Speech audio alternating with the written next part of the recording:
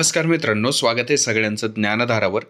तर मित्रांनो, आजच्या व्हिडिओमध्ये आपण 26 तारखेला जो काही छत्रपती संभाजीनगरचा GMCचा पेपर झालेला आहे, तर त्या पेपरमध्ये आलेले सर्व प्रश्न या ठिकाणी बघणार आहोत. GK, GS आणि मराठी विषयावरील.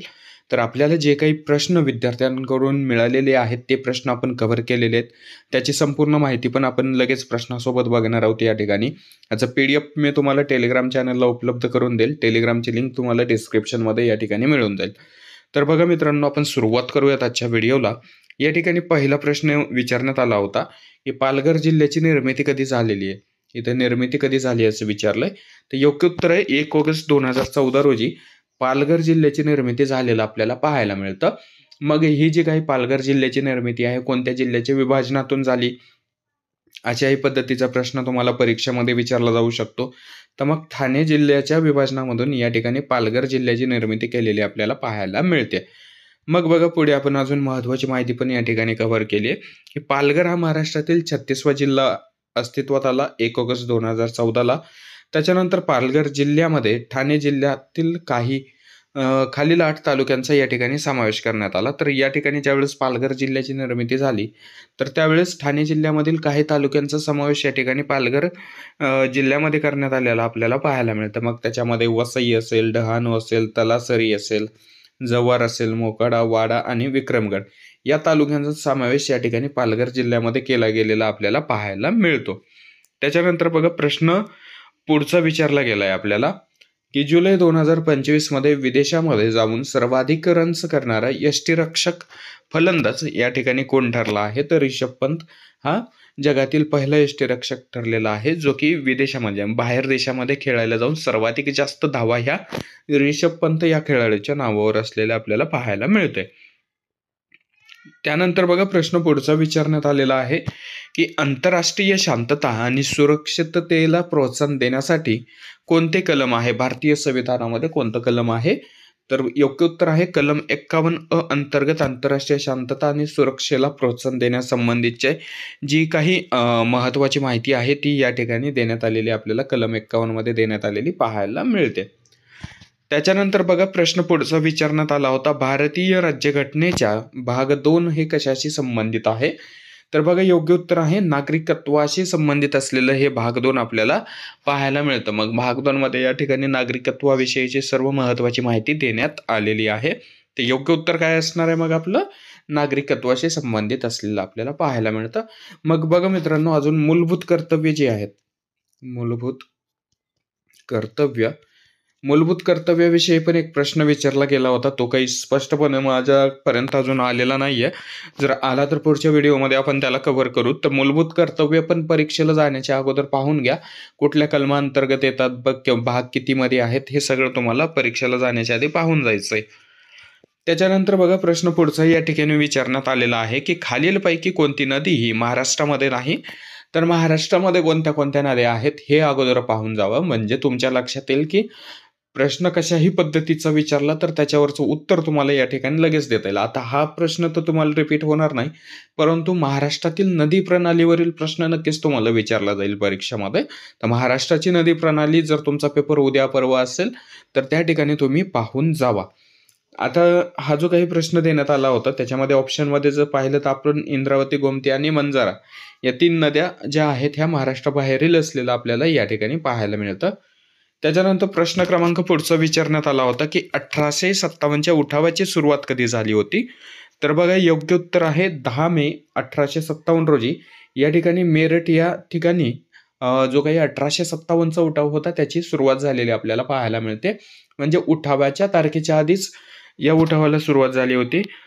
ब्रिटिश ईस्ट इंडिया कंपनीच्या सैनिकांच्या बंडाने या ठिकाणी या उठावाला सुरुवात झालेली आपल्याला पाहायला मिळते. मग हा बंड जो आहे कुठल्या छावणीत झाला होता असा जरी प्रश्न आला तर बराकपूरच्या छावणीमध्ये या ठिकाणी हा जो काही उठाव आहे उठावाला सुरुवात झालेली पाहायला मिळते.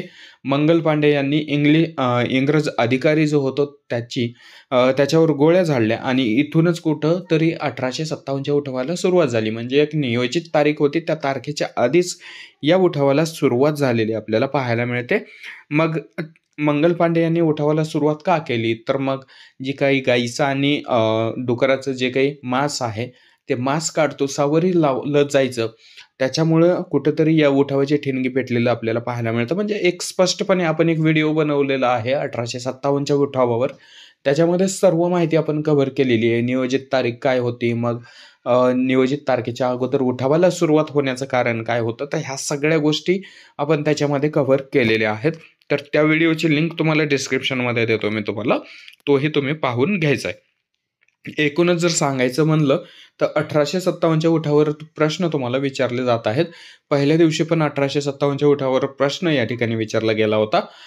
कालच्या पेपरमध्येही विचारला गेलाय आणि आज आपल्याला बघायला लागेल, की आजच्या पेपरमध्ये आज 27 तारीख आहे, तर आजच्या पेपरमध्ये 1857च्या उठावावर प्रश्न विचारला जातो की नाही. तरी पण तुम्ही 1857चा जो काही उठाव आहे तो एकदा वाचून जावा. 1-2 प्रश्न याच्यावर तुम्हाला येतील, जेणेकरून परीक्षेमध्ये तो 1 मार्क तुमच्याकडून जाणार नाही. त्याच्यानंतर बघा प्रश्न पुढचा विचारण्यात आला होता, की नवी दिल्ली येथे सीबीआयने विकसित केलेल्या भारत पोल या पोर्टलचं उद्घाटन कोणाच्या हस्ते करण्यात आलं, तर अमित शहा यांच्या हस्ते करण्यात आलेलं पाहायला मिळतं. मग अमित शहा कोण आहेत, तर भारताचे गृहमंत्री म्हणून कार्य करत आहेत सध्या. गृहमंत्रीपदी हे कार्यरत असलेलं पाहायला मिळतं. संरक्षण मंत्री कोण आहे, तर राजनाथ सिंग. राजनाथ सिंग हे संरक्षण मंत्री म्हणून कार्यरत आहेत. मग मंत्रिमंडळ पण तुम्हाला माहिती असणं आवश्यक आहे, विचारलं जाऊ शकतं. त्याच्यानंतर बघा प्रश्न पुढचा विचारण्यात आलाय, की देशामध्ये हरभरा या पिकाचे सर्वाधिक उत्पादन कोणत्या राज्यामध्ये होते. ते योग्य उत्तर आहे मध्य प्रदेश या राज्यामध्ये देशामध्ये सर्वाधिक जास्त हरभरा या पिकाचं उत्पादन होत असलेलं आपल्याला पाहायला मिळतं. मग हा कुठे गेला प्रश्न, की भूगोल विषयावर पिकासंबंधीतील माहिती या ठिकाणी विचारली. एकतर आपण याला जीके मध्ये पण घेऊ शकतो आणि भूगोलमध्ये पण घेऊ शकतो जर विचार केला तर. जीके मध्ये जर पाहिले तर आपण कोणतं राज्य पहिलं आहे हे विचारलं या ठिकाणी. तर मध्य प्रदेश हे राज्य प्रथम क्रमांकावर असलेलं पाहायला मिळतं. पिकाबद्दलची जी माहिती आहे ती आपल्याला भूगोलमध्ये पाहायला मिळतं. कुठे सर्वाधिक जास्त पीक येतं, कुठल्या मातीमध्ये कोणतं पीक सर्वात जास्त येतं, त्या पद्धतीचे प्रश्न पण तुम्हाला परीक्षेमध्ये विचारले जातात. मग जी महत्त्वाची माहिती आपण कव्हर केली यामध्ये जर तुम्ही पाहिलं तर मध्य प्रदेशात सर्वाधिक उत्पादन होतं हरभरा पिकाचं, जे देशाच्या एकूण उत्पादनापैकी 40% एवढं आहे. मग फिरवून जरी प्रश्न विचारण्यात आला, की मध्य प्रदेश या राज्यामध्ये देशातील एकूण उत्पादनाच्या किती टक्के उत्पादन होते, तर एकूण 40% एवढं उत्पादन होत असतं. त्यानंतर दुसरा क्रमांक लागतो राजस्थान राज्याचा, जिथं एकूण 14% एवढं उत्पादन हरभरा पिकाचं होतं. आणि त्यानंतर तिसरा क्रमांक लागतो महाराष्ट्राचा, जिथं 10% एवढं देशाच्या उत्पादनापैकी हरभरा पिकाचं उत्पादन होत असलेलं पाहायला मिळतं. हे पण IMP मध्ये ठेवा, महाराष्ट्राचं विचारलं जाऊ शकतं एखाद्या वेळेस. किंवा इतर पिकांची पण माहिती घ्या, की महाराष्ट्र कुठल्या पीक उत्पादनामध्ये देशामध्ये अव्वल स्थानी आहेत, तर ते पण विचारलं जाऊ शकतं एखाद्या वेळेस. त्यानंतर बघा प्रश्न पुढचा विचारला गेलाय, की 2024-25 मध्ये खालीलपैकी कोणाला अर्जुन पुरस्काराने सन्मानित करण्यात आलं. तर बघा मित्रांनो, 24-25 मध्ये बरेच असे व्यक्ती आहेत ज्यांना अर्जुन पुरस्काराने सन्मानित करण्यात आलं होतं. तर हा जो काही प्रश्न याच्यामध्ये पर्यायामध्ये परमार यांचं नाव देण्यात आलं होतं, बरोबर जो काही ऑप्शन होता. एकूणच जर आपण पाहिलं तर 2024चे जे काही अर्जुन पुरस्कार या ठिकाणी जाहीर झालेत, जे की जानेवारी 25 मध्ये जाहीर झालेत, तर ते कोणाकोणाला देण्यात आलेले आहेत ते आपण बघूयात. सर्व या ठिकाणी कव्हर केलेलंच आहे. तर सजन प्रकाश जे आहेत त्यांना जलतरण साठी जो काही अर्जुन पुरस्कार आहे तो देण्यात आलेला आहे. जलतरण या खेळाशी संबंधित आहेत ते. ज्योती याराजी यांना ॲथलेटिक्ससाठी हा जो काही अर्जुन पुरस्कार आहे तो देण्यात आलेला आहे. ॲथलेटिक्स खेळाशी संबंधित आहेत. अन्नू राणी सेम ॲथलेटिक्ससाठी संबंधित आहेत.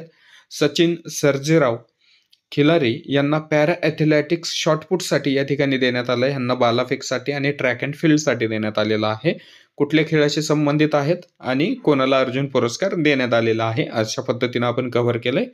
त्याच्यानंतर बघा पुढं अजून दिलेलं आहे, मुरलीकांत पेटकर यांना पॅरा जलतरणसाठी देण्यात आलेला आहे. आजीवन सन्मान देण्यात आलेला आहे त्यांना. स्वप्नील सुरेश कुसळे यांना नेमबाजीसाठी. सरबजीत सिंग यांना नेमबाजीसाठी.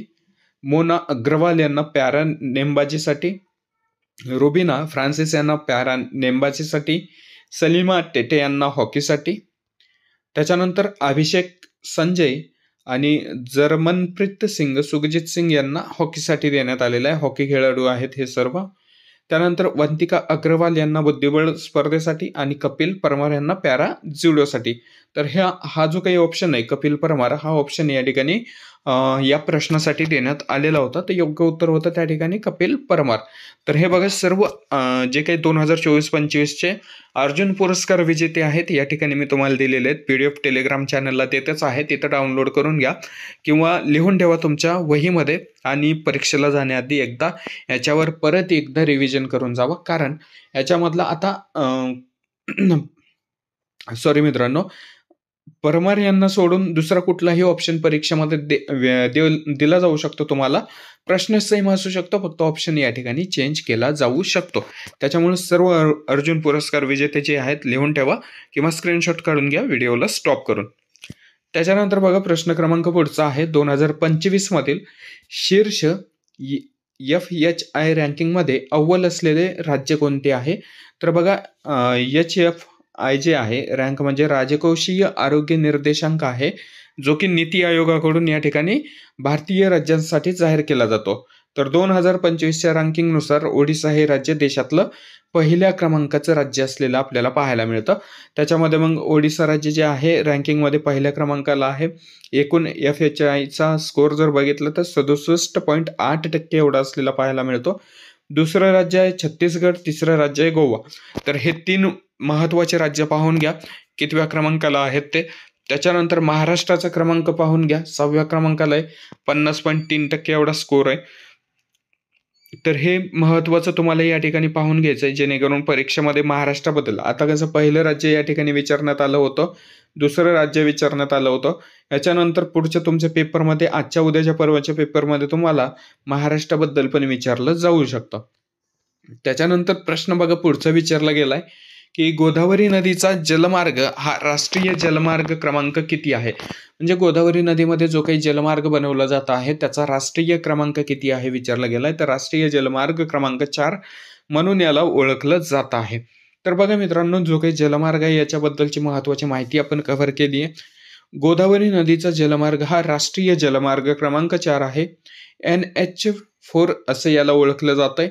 त्याच्यानंतर हा जो काही जलमार्ग आहे काकीनाडा ते पदुचेरी जलमार्ग असेही म्हणून याला ओळखतात. हा जलमार्ग अनेक नद्या आणि कालव्यांचा मिळून तयार झालेला आहे, ज्यात गोदावरी कृष्णा नद्यांचा काही भाग यामध्ये समाविष्ट असलेला पाहायला मिळतो. गोदावरी नदीवरील जलमार्गाची आपण महत्त्वाची माहिती बघूयात. याच्यामध्ये जर महत्त्वाचं बघितलं तर मार्ग हा राष्ट्रीय जलमार्ग 4 अंतर्गत गोदावरी नदीवरील जलमार्ग भद्राचलम तेलंगणा ते राजमुंद्री आंध्र प्रदेश पर्यंत आहे. हा जलमार्ग एकूण 171 किलोमीटरचा असलेला आपल्याला या ठिकाणी पाहायला मिळतो. बघा जलमार्गाची सर्व माहिती कव्हर करत आहे या व्हिडिओच्या माध्यमातून. याच्यावर कुठलाही प्रश्न आला तर तो तुमचा चुकला नाही पाहिजे. त्याच्यानंतर जोडणी जर आपण बघितलं तर हा जलमार्ग गोदावरी कृष्णा नदीच्या प्रणालीला या ठिकाणी जोडत असतो, ज्याद्वारे पुढे काकीनाडा आणि पदुचेरी पर्यंत कालव्यांच्या मदतीने जोडणी या ठिकाणी केली गेलेली आहे. त्याच्यानंतर उद्दिष्ट जर पाहिलं यामागचा तर या जलमार्गाचा उद्देश जहाजांद्वारे मालाची वाहतूक सुलभ करणे हा असलेला पाहायला मिळतो. जलमार्गाचा विकास टप्प्याटप्प्याने सध्या केला जातो आहे. सध्याची स्थिती काय आहे हे जर पाहिलं तर टर्मिनल्स या ठिकाणी बनवले जात आहेत. जलमार्गाच्या विकासासाठी काही ठिकाणी टर्मिनल्स उभारण्याचे काम सध्या सुरू आहे. ड्रेनेजिंग बघितलं तर नदीत योग्य खोली राखण्यासाठी ड्रेजिंग या ठिकाणी गाळ काढण्याचं काम या ठिकाणी चालू असलेलं पाहायला मिळतं. त्याच्यानंतर जर पुढचं पाहिलं तर रो सेवाबद्दल जर बघायचं म्हटलं तर राष्ट्रीय जलमार्ग 4च्या कृष्णा नदीच्या भागावर इब्राहिमपट्टणम आणि लिंगायपलम दरम्यान या ठिकाणी रो सेवा जी आहे ती सुरू झालेली या ठिकाणी पाहायला मिळते, ज्यामुळे बांधकाम साहित्याची या ठिकाणी वाहतूक करण्यासाठी मोठ्या प्रमाणात कुठेतरी मदत होत असलेलं आपल्याला पाहायला मिळतं. आणि जर महत्त्वाचं पाहिलं तर गोदावरीचा जो काही जलमार्ग आहे याचं महत्त्व काय आहे, कशासाठी हा जलमार्ग बनवला जातोय, तयार केला जातोय. तर बघा महत्त्वाचं आहे की आर्थिक विकास याच्यामुळे होणार आहे, ज्यामुळे जलमार्गामुळे वाहतुकीचा खर्च कमी होईल आणि प्रादेशिक आर्थिक वाहतुकीला या ठिकाणी चालना मिळणार आहे. कनेक्टिव्हिटीचा सोबतच यामुळे विकास होणार आहे. यामुळे बंदरांशी तसेच देशाच्या अंतर्गत भागांची चांगली कनेक्टिव्हिटी निर्माण केली जाणार आहे. पर्यायी वाहतूक म्हणून याच्याकडे पाहायला जाते, जसं रेल्वे वाहतूक आहे, त्याच्यानंतर रस्ते वाहतूक आहे. याच्यासोबतच पर्यायी वाहतुकीचा या ठिकाणी अवलंब केलेला जात असलेला आपल्याला पाहायला मिळतं. एक चांगला पर्यावरणपूरक या ठिकाणी ऑप्शन उपलब्ध असलेलं पाहायला मिळते. तर बघा, गोदावरी नदीची जी जलप्रणाली आहे पूर्ण कव्हर केली एकाच प्रश्नामध्ये आपण. याचा स्क्रीनशॉट काढून घ्या किंवा लिहून ठेवा किंवा PDF देता येत ते डाउनलोड करून घ्या. अभ्यास करा परीक्षेला जाण्याआधी. पुढचा प्रश्न विचारण्यात आला होता तुम्हाला की बिहू हा नृत्य प्रकार कोणत्या राज्याशी संबंधित आहेत? तर आसाम या राज्याशी संबंधित आहे मित्रांनो. आसाम राज्याचा एक नृत्य प्रकार असलेला आपल्याला पाहायला मिळतं. मग देशातील इतर राज्य आणि त्यांचे नृत्य प्रकार या ठिकाणी पाहायचे दिलेले आहेत. स्क्रीनशॉट काढा किंवा लिहून ठेवा. तमिळनाडू राज्याचा मुख्य नृत्यशैली जी आहे, नाट्यप्रकार जो आहे तो भरतनाट्यम आहे. केरळ राज्यामध्ये कथकली आणि मोहिनी अट्टम, आंध्र प्रदेशमध्ये कुचिपुडी, ओडिशामध्ये ओडिसी, मणिपूरमध्ये मणिपुरी, उत्तर प्रदेश किंवा उत्तर भारतामध्ये कथ्थक. त्याच्यानंतर पुढे जर आपण पाहिलं तर आसाममध्ये बिहू आणि सत्रिया हे शास्त्रीय नृत्य प्रकार प्रसिद्ध आहे. महाराष्ट्रामध्ये लावणी कोळी नृत्य प्रसिद्ध आहे. पंजाबमध्ये भांगडा आणि गिद्दा, गुजरातमध्ये गरबा आणि रास, राजस्थानमध्ये घुमर आणि चक्री, जम्मू काश्मीरमध्ये रौफ आणि भांडपाथेर हे नृत्य प्रकार प्रसिद्ध आहेत. सोबतच मध्य प्रदेशमध्ये मटकी, जवरा आणि कर्मा हे नृत्य प्रकार या ठिकाणी प्रसिद्ध असलेले पाहू शकतो. जवळजवळ महत्त्वाचे जे काही राज्य आहेत ते आणि त्यांचे नृत्य प्रकार या ठिकाणी आपण कव्हर केलेत. परत एकदा दाखवत आहे, व्हिडिओला स्टॉप करून लिहून घ्या किंवा स्क्रीनशॉट काढून घ्या, जेणेकरून परीक्षेला जाण्याच्या आधी तुमचं लगेचच रिव्हिजन पडेल याच्यावर. त्यानंतर प्रश्न पुढचा विचारला गेलाय की हरियाणा राज्याचे सध्याचे मुख्यमंत्री कोण आहेत? तर नायब सिंह सैनी हे जे काही हरियाणा राज्याचे सध्या मुख्यमंत्री म्हणून कार्य पाहत आहेत. 17 ऑक्टोबर 2024 रोजी यांनी परत दुसऱ्यांदा या ठिकाणी हरियाणाचे मुख्यमंत्री म्हणून शपथ घेतलेली पाहायला मिळते आपल्याला. मग सोबतच राज्य आणि त्या राज्याचे मुख्यमंत्री हे पण आपण कव्हर केलंय. याचा पण स्क्रीनशॉट काढून घ्या किंवा लिहून ठेवा. आंध्र प्रदेशचे मुख्यमंत्री आहेत चंद्रबाबू नायडू, अरुणाचल प्रदेशचे आहेत पेमा खांडू, त्यानंतर आसामचे आहेत हेमंत बिस्वा शर्मा, बिहारचे आहेत नितीश कुमार, छत्तीसगडचे आहेत विष्णुदेव, दिल्लीचे आहेत रेखा गुप्ता, केंद्रशासित प्रदेश, त्याच्यानंतर गोव्याचे आहेत प्रमोद सावंत, गुजरात भूपेंद्र पटेल, हरियाणा नायब सिंह सैनी, हिमाचल प्रदेश सुखविंदर सिंह सक्कू, झारखंडचे आहेत हेमंत सोरेन, कर्नाटकचे आहेत सिद्धरामय्या, केरळचे आहेत पिनराई विजयन. त्याच्यानंतर पुढचं आपण पाहिलं मध्य प्रदेशचे आहेत मोहन यादव आणि महाराष्ट्राचे आहेत देवेंद्र फडणवीस. महाराष्ट्रामध्ये 2 उपमुख्यमंत्री कार्यरत आहेत, एकनाथ शिंदे आणि त्याच्यानंतर अजितदादा पवार. तर 2 उपमुख्यमंत्री आणि 1 मुख्यमंत्री. सोबतच देवेंद्र फडणवीस यांच्याकडे गृह खातं असलेलं पण आपल्याला पाहायला मिळतं. त्याच्यावर पण परीक्षेमध्ये तुम्हाला प्रश्न विचारले जातात. मणिपूरमध्ये सध्या रिक्त दाखवत आहे, तुम्ही एकदा चेक करा. ठीक आहे, राष्ट्रपती राजवट आहे सध्या चालू, त्याच्यामुळे हे रिक्त दाखवत आहे. राष्ट्रपती राजवटीबद्दल एखाद्या वेळेस परीक्षेमध्ये प्रश्न विचारला जाऊ शकतो की आणखीन किती महिन्यासाठी वाढवलेली आहे राष्ट्रपती राजवट मणिपूरमध्ये, तर ते एकदा बघून घ्यायचं तुम्हाला. मेघालयमध्ये जर बघितलं तुम्ही कॉनराड कोंगकल संगमा मित्रांनो, कॉनराड हे जे सध्या आहेत मुख्यमंत्री म्हणून कार्यरत आहेत. मिझोरममध्ये जर पाहिलं तर लालडू होमा हे मुख्यमंत्रीपदी कार्यरत आहेत. नागालँडमध्ये नेफ्यू रिओ, ओडिशामध्ये मोहनचरण माझी, पदुचेरीमध्ये एस सामी. त्याच्यानंतर पुढे जर पाहिलं पंजाबमध्ये तर भगवंत मान सध्या मुख्यमंत्री आहेत. राजस्थानमध्ये भजनलाल, सिक्कीममध्ये प्रेमसिंग तमांग, तमिळनाडूमध्ये MK स्टॅलिन, तेलंगणामध्ये रेवंत रेड्डी, त्रिपुरामध्ये माणिक साहा, उत्तर प्रदेशमध्ये आदित्यनाथ, त्याच्यानंतर उत्तराखंडमध्ये पुष्कर सिंह धामी, पश्चिम बंगाल ममता बॅनर्जी आणि जम्मू आणि काश्मीरमध्ये उमर अब्दुल्ला. एकूण सर्व राज्य आणि केंद्रशासित प्रदेशाचे मुख्यमंत्री या ठिकाणी कव्हर केलेत आपण. याचा स्क्रीनशॉट काढून घ्या किंवा PDF देणार आहेच तुम्हाला टेलिग्राम चॅनलला. प्रश्न पुढचा आहे, निरोगी हाडांसाठी काय आवश्यक असते? तर कॅल्शियम आवश्यक असतं निरोगी हाडांसाठी किंवा हाडांच्या मजबूतीसाठी. आपल्या सगळ्यांना माहितीच आहे, बेसिक क्वेश्चन आहे, सोपा क्वेश्चन आहे. त्याच्यानंतर 86वा ग्रँड मास्टर कोण ठरलाय? 86वा ग्रँड मास्टर कुठल्या स्पर्धेसाठी? तर बुद्धिबळ स्पर्धेसाठी श्रीहरी LR हा 86वा ग्रँड मास्टर या ठिकाणी बनलेला आहे. प्रश्न पुढचा विचारण्यात आलाय की पंचायत राजची निवडणूक कोणाद्वारे घेतली जाते? तर मित्रांनो योग्य उत्तर आहे, पंचायत राजची जी काही निवडणूक आहे ही राज्य निवडणूक आयोगाद्वारे घेतली जाते. त्याच्यानंतर प्रश्न पुढचा विचारण्यात आलाय की देवेंद्र फडणवीस यांना कोणता पुरस्कार मिळाला. आता याचा जर विचार केला तर देवेंद्र फडणवीस यांना बरेचसे पुरस्कार मिळालेले आहेत. त्याच्यापैकी कुठलाही विचारलं तर त्याचं उत्तर तुम्हाला देता आलं पाहिजे. हे सर्व आपण या ठिकाणी कव्हर केलंय. कोणते कोणते पुरस्कार, कोणत्या संस्थेकडून पुरस्कार देवेंद्र फडणवीस यांना देण्यात आलेत ते पण आपण बघूयात. जर पहिला या ठिकाणी बघितला तर Lokmat Maharashtrian of the year 2025चा जो काही पुरस्कार आहे तो देवेंद्र फडणवीस यांना मिळालाय. कोणा हस्ते देण्यात आला तर CP राधाकृष्णन यांच्या हस्ते देण्यात आला होता. त्याच्यानंतर पुढचा पुरस्कार आहे time Mumbai hall of fame. हा जो काही 2025चा पुरस्कार आहे तो यांना मिळालेला आहे. कशासाठी तर पायाभूत सुविधा, गुंतवणूक, जलसंधारणाच्या क्षेत्रात दिलेल्या योगदानाबद्दल हा पुरस्कार देण्यात आलाय त्यांना. पुढचा पुरस्कार आहे SIES Shri Chandrasekharan Saraswati national eminence award जो आहे तो देण्यात आलेला आहे. 2017ला सार्वजनिक नेतृत्वाच्या श्रेणीत त्यांना हा पुरस्कार देण्यात आलेला आहे.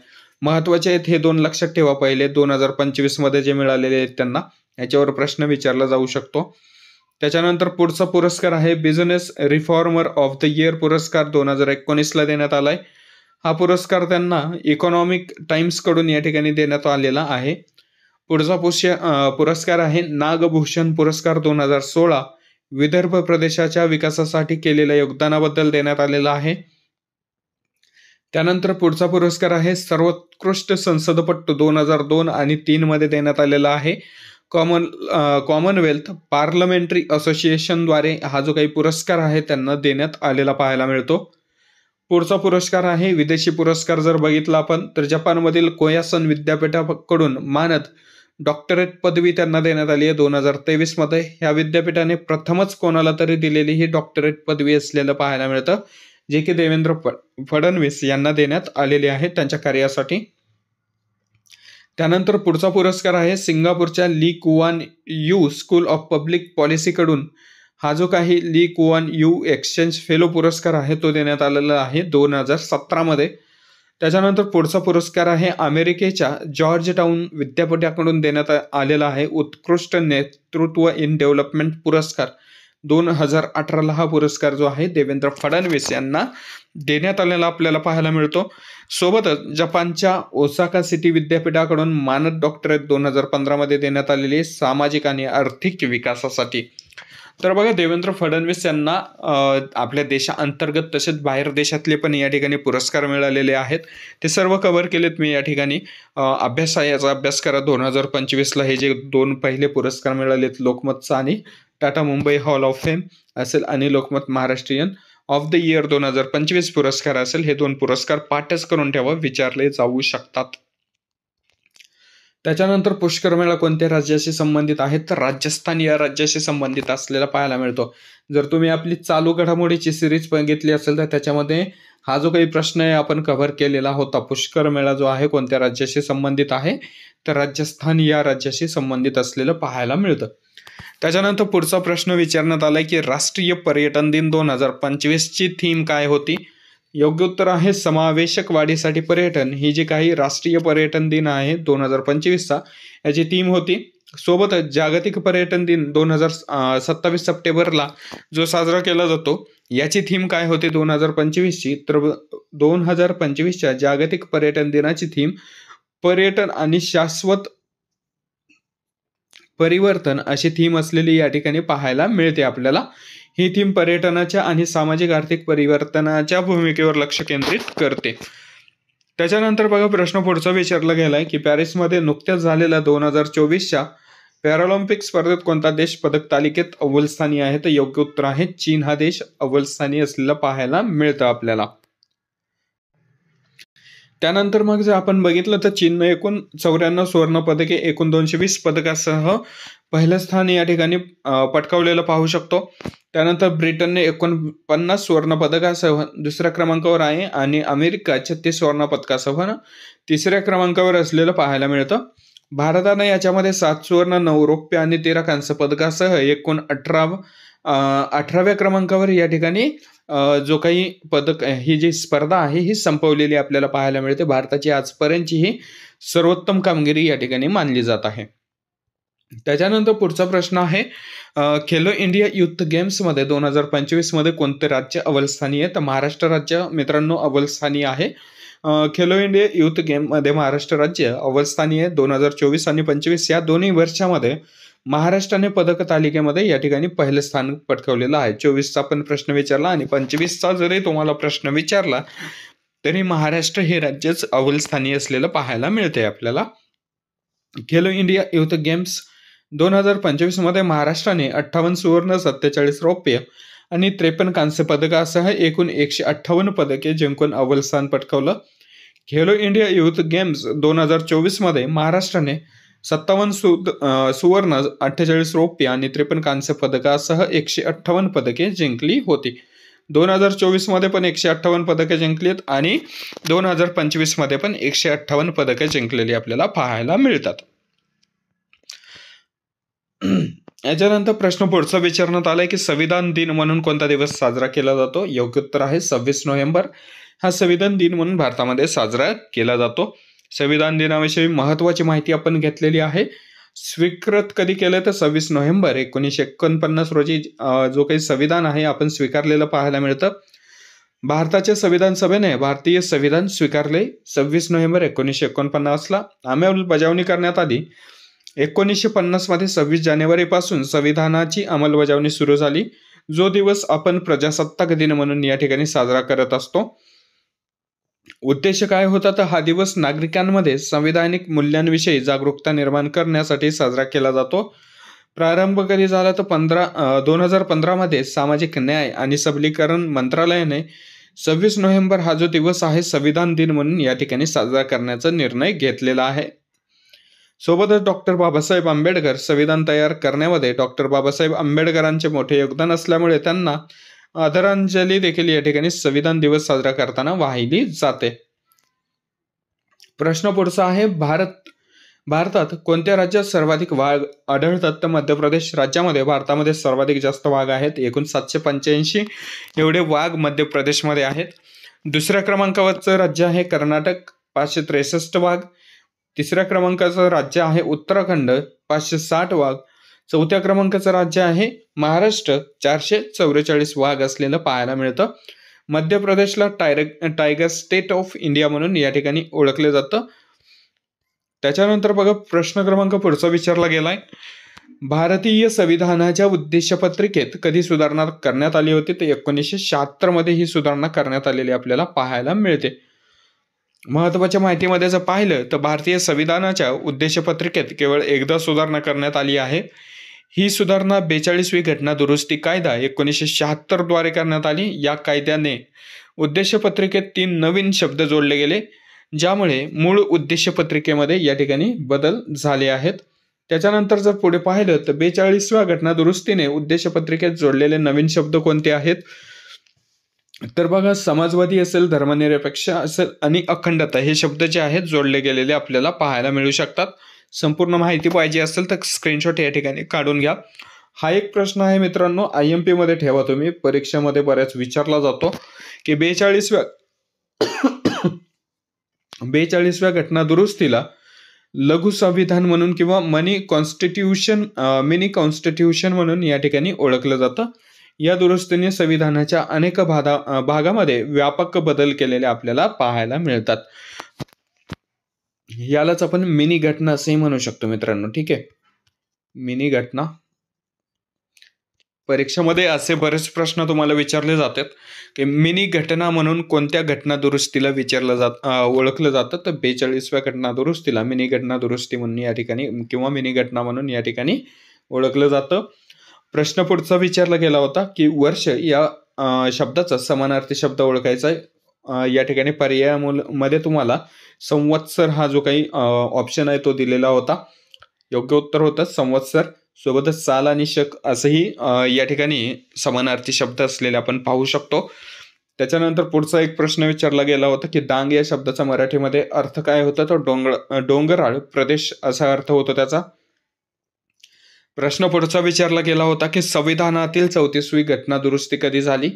योग्य उत्तर आहे 1972 या साली संविधानातील 34वी घटना दुरुस्ती झाली होती. काही ठिकाणी तुम्हाला 1974 असंही दाखवतं, तर दोन्ही या ठिकाणी मी कव्हर केलंय.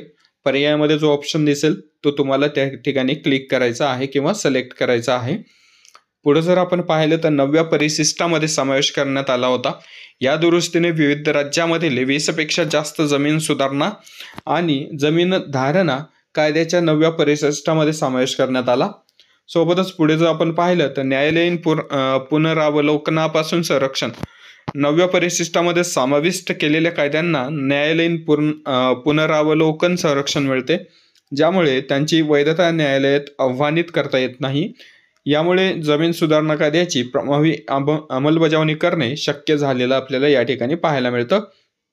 उद्देश काय होता याच्या मागचा, तर जमीन सुधारणा कायद्याची अंमलबजावणी करण्याच्या मार्गात येणाऱ्या कायदेशीर अडचणी दूर करणे आणि धारण मर्यादा कमी करणे हा यामागचा उद्देश असलेला आपण पाहू शकतो.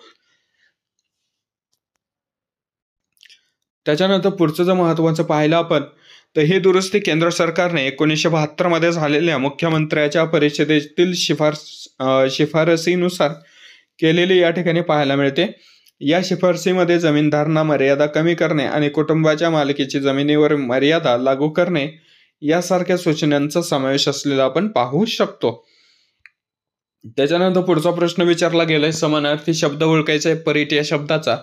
त्याला आपण धोबी आणि मुलाहिजा असेही म्हणून या ठिकाणी ओळखत असतो. हे समानार्थी शब्द असलेले आपण पाहू शकतो. प्रश्न पुढचा विचारला गेलाय की 2024 मध्ये पॅरिस पॅरालिम्पिकमध्ये जुदोमध्ये कोणी भारतासाठी पदक पटकावलं होतं, तर कपिल परमार यांनी पटकावलं होतं. 2024च्या पॅरालिम्पिकमध्ये पुरुषांच्या 60 kg जुडो मध्ये त्यांनी कांस्य पदक जिंकलेलं आपल्याला पाहायला मिळतं. त्याच्यानंतर त्यांनी ब्राझीलच्या एलियंटन डी ऑलिव्हियरला 10-0 ने हरवून हे ऐतिहासिक पदक जे आहे ते जिंकलेलं आपण पाहू शकतो. कोणाला हरवलंय हे तर काही तुम्हाला परीक्षेमध्ये विचारलं जाणार नाही, तरी पण कव्हर केलंय. त्याच्यासोबतच पुढचा प्रश्न आहे की पॅरालिम्पिकमध्ये जुडोमध्ये भारतासाठी पहिलेच पदक या ठिकाणी परमार यांनी पटकवलेलं आपल्याला पाहायला मिळतं. कपिल परमार यांनी पटकवलेलं आपल्याला पाहायला मिळतं. त्याच्यानंतर पुढचा प्रश्न विचारला होता की पुणे येथे पार पडलेले आर्मी परेड डे हे कितवे होते, तर 77वा वर्धापन दिन आर्मीचा या ठिकाणी साजरा केलेला तुम्हाला पाहायला मिळतो. मित्रांनो, जी काही संभाजीनगर जीएमसी भरती आहे ना, याच्यामध्ये पुणे शहराविषयी बरेचसे प्रश्न विचारले जातात. तर पुणे जिल्ह्याविषयी थोडीशी माहिती घेऊन जावा, जेणेकरून कुठला जरी प्रश्न आला तर तुमचा सुटणार नाही. मागच्या काही दिवसामध्ये झालेल्या चालू घडामोडी असतील, महत्त्वाचे घडामोडी असतील ते तुम्ही पाहून जावा. आणि पुणे जिल्ह्यामध्ये असलेले महत्त्वाचे कार्यालय असतील, देशाचे कार्यालय असतील, ते पण तुम्ही पाहून जावा. त्याच्यावर पण प्रश्न एखाद्या वेळेस विचारले जातील तुम्हाला. त्याच्यानंतर पुढचा प्रश्न आहे की पंतप्रधान मोदी यांना मिळालेले पुरस्कार मागच्या व्हिडिओमध्ये कव्हर केले, त्याच्यामुळे या ठिकाणी कव्हर केलेलं नाही. बऱ्याच देशाकडून त्यांना त्या देशांचे सर्वोच्च नागरी पुरस्कार देण्यात आलेले आहेत. त्याच्यामध्ये मालदीव असेल, श्रीलंका असेल, सायप्रस असेल, ब्राझील असेल, आफ्रिकन देश असतील. त्याच्यामुळे खूप सारी मोठी लिस्ट आहे, टेलिग्राम चॅनलला दिली आहे, त्या ठिकाणी जाऊन तुम्ही डाउनलोड करून घ्या. त्याच्यानंतर पुढचा प्रश्न आहे की महाराष्ट्र शासनाने कृषी क्षेत्रात कृत्रिम बुद्धिमत्ता AI आणि इतर आधुनिक तंत्रज्ञानाचा वापर करण्यासाठी कोणते धोरण या ठिकाणी राबवले जाणार आहे महाराष्ट्र शासनाकडून, तर महाॲग्री AI हे धोरण राबवलं जाणार आहे 2025 ते 2029 दरम्यान. तर महाॲग्री जे काही AI धोरण आहे त्याच्याबद्दलची ही माहिती दिली आहे, या ठिकाणी संपूर्ण माहिती दिली आहे. तुम्हाला स्क्रीनशॉट काढून घ्या, याचा स्क्रीनशॉट काढून तुम्ही याला लिहून ठेवा किंवा 1-2 वेळेस वाचून घ्या, जेणेकरून कुठलाही प्रश्न आला तर तुमचा सुटणार नाही. धोरणाविषयीचे जे काही उद्दिष्ट आणि तरतुदी आहेत ते पाहून घ्या. त्याच्यानंतर बघा, या ठिकाणी पण दिलं तुम्हाला. स्क्रीनशॉट काढा मित्रांनो, स्क्रीनशॉट काढून लिहून ठेवा.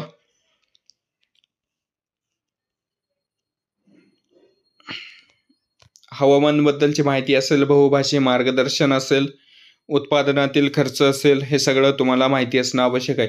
आणि शेवटचं जर आपण बघितलं तर हे धोरण महाराष्ट्राला डिजिटल शेती आणि कृषी तंत्रज्ञानामध्ये राष्ट्रीय स्तरावर आघाडीवर आणण्याचा प्रयत्न असलेलं या ठिकाणी महाराष्ट्र शासनाकडून जाहीर करण्यात आलेलं आहे.